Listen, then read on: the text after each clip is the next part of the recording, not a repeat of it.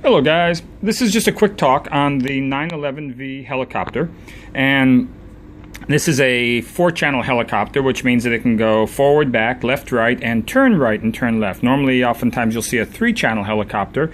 That's kind of like maybe like this one. This is a coax helicopter.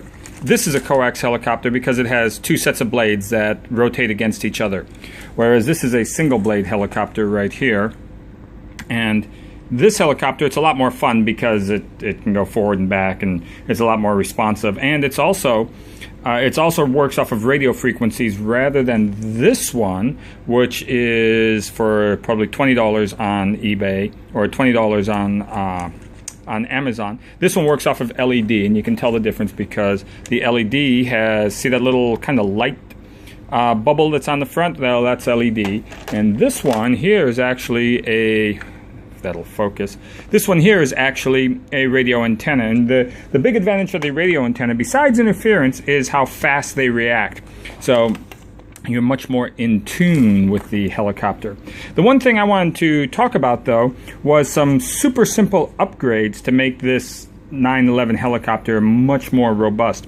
The big problem with these with the 911 helicopters is that they just blow apart. Remember those smash-up derby, STP smash-up derbies that, I'm dating myself here, but we used to have as a kid, and you would you'd go on out and you'd like smash this little car up and it'd spray parts everywhere. Well, that's what happens with these 911 helicopters. That's exactly what they do. Every time you crash, the blades fly off and you're crawling around on your hands and knees trying to find the bits.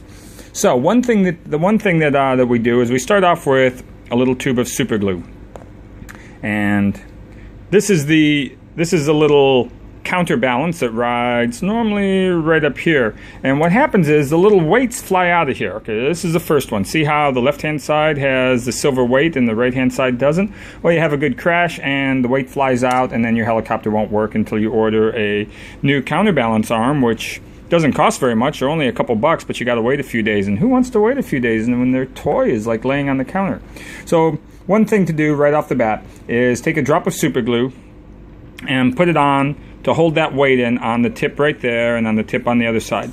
The next thing that happens is, I'm going to see if this will zoom in that far.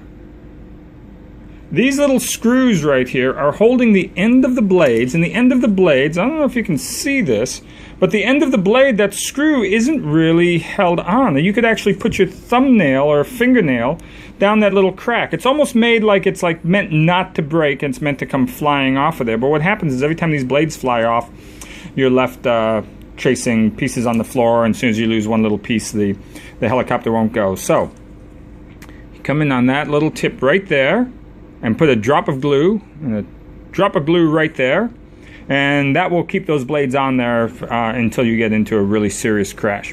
Another issue that these helicopters have are inside right there. I don't know if you can see, I'm going to try to point. Right there is the main drive motor, and the main drive motor, after a few crashes, will start to slide up and down. So a drop of super glue holds the motor in place. And the same thing happens with the tail rotor right here. Drop a super glue, and that's it. The tail rotor's held in place. And I would do something really cool, like fly this away for the end of the video, but I'm still putting it together. And look at this. I ordered a rebuild kit for $6. It's supposed to have everything, and it came all broken and busted. Look at that, man. It's like, you know, this is like big boy toys, little boy toys for big boys, I guess is what you'd say. But anyway, this one came all broken and busted, so I don't know. Maybe I'll have to send it back. Maybe I don't know what I'm going to do yet. But anyway, that just came today because I'm about to put the new rotor on and try flying this again, see if it still goes. And I thought I'd make this little video just because I wish someone had put it up so that I could see how to keep my helicopter going longer. So anyway, that was it. Hopefully that'll keep your 911 flying a little bit longer. Bye bye.